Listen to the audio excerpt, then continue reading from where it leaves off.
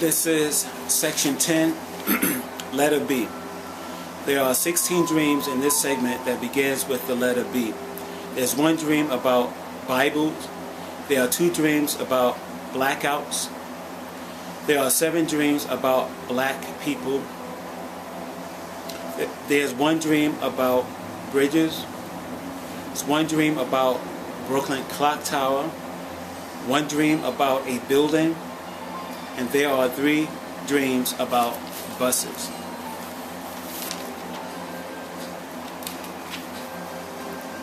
This is section 10, letter B. There's one dream in this segment that begins with the letter B. There's one dream about black people. The first number in this piece is the number 1. This piece is called section 10, One Black People Dream, or S10 1B KPD. In the month of July 23rd, 2007, I recorded this dream inside my dream book. The first thing I remember in this dream was being in a classroom with people, and I saw Les Brown as a classroom teacher. Les Brown looked somewhat poor. His suit was stitched up. People in this classroom did not respect Les Brown too much. I was the only person in the classroom which respected Les Brown. Les Brown was very happy that I respected him. Les Brown came to me, my table, and he smiled and said these blessed words: God bless you. The next thing I also remember about this dream was that I was now somewhere else, and I was with someone I could not really identify. I might have been with a person I know, Karen, my wife. But this woman looked a bit different than Karen.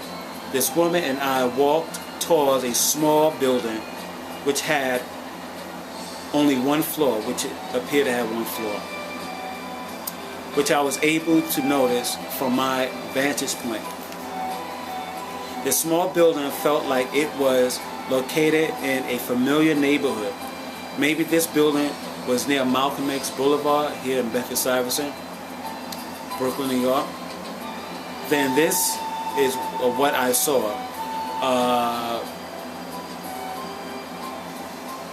In this dream, this is what I saw, what the building looked like. It was like appeared to be one level, and it had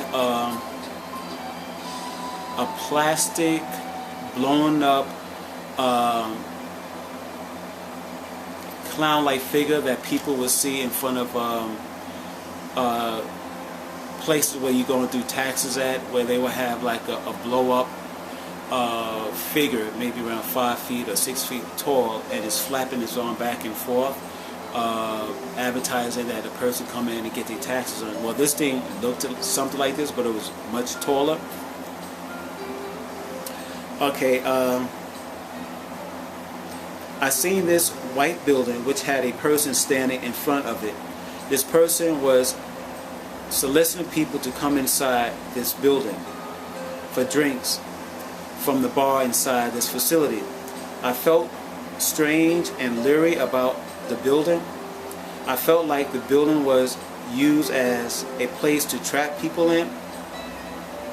Well, anyhow, despite how I felt, Karen and I walked into this building, and there were white people seated inside it. The people were staring at Karen and I. We go on further into the back part of the building, and we then see small statues of people having sex. And these statues of people having sex was an odd thing for Karen and I to see. And then I asked someone, where's the bar? Not to drink per se. No one in this place answered me. Karen, or this person, and I walked further into the back of this place, and we came upon a door which looked like a backyard door for the building we were still in. We were also in the hallway where this door stood. This door had what you call a see-through window, glass. We seen through this door window, and then we were able to see black people walking around the grounds as we viewed through the window of this door. I tried to open this green door, which would not open. Then I told this person, who I will call a Karen, I think this is a trap. And we discovered this place had another floor which led upward. We walked up the stairs, and then we walked into a room. And in this room, we spotted a fat white lady who were wearing a pair of tight spandex. She had a very wide rear end. She walked away from Karen and I, and this white man was in the room too. Then I gone into another room where I seen somebody knew, a tenant in the building I worked in 2007. And this person, which was a tenant I seen in this dream, which was a tenant inside this building I used to patrol in 2007. Anyhow, this individual did not like me, and he told me he didn't want me in this facility. So he more or less told me to leave this room. Then the next thing I remember is walking past the white man that was in this room with the obese white lady. And the white individual looked very mean. He looked very angry. And he told me to come back into the room where the tenant, this person looked like a tenant that lived in the building I used to patrol in 2007, to go back in that room. I told this fat white man, "You are evil, and I'm going to leave this place." I think we got away from these strange looking white people. Then the next thing I remember was seeing white people who looked like tourists, who might have been stuck in the inner cities and might have also been suckered into coming inside this area. I saw these white people trying to get out of this area. I saw foreign looking colored people telling the tourists that they have the option to leave the area by climbing down this rope or to walk down this ladder. The tourists were white. It appeared to me the white tourists were upon some kind of roof.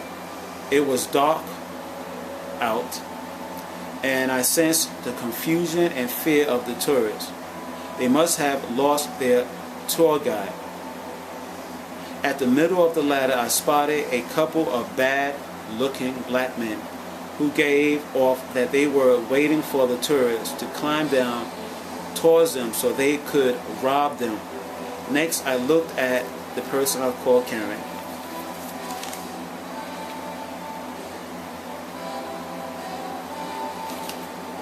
And then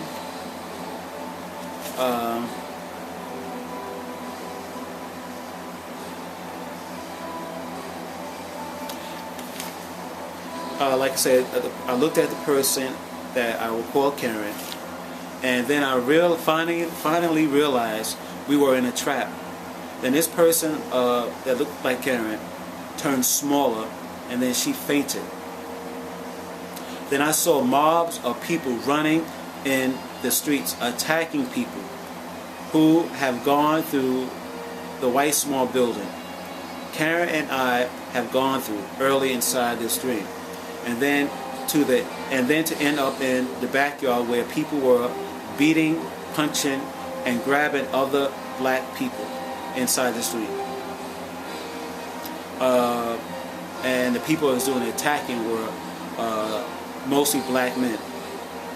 I wanted to approached this black woman who was in the street, but she looked like she knew that I was not supposed to be here, and she also looked like she wanted to attack Karen, who was recovering from fainting. It was sheer panic in the streets. It was still nighttime out.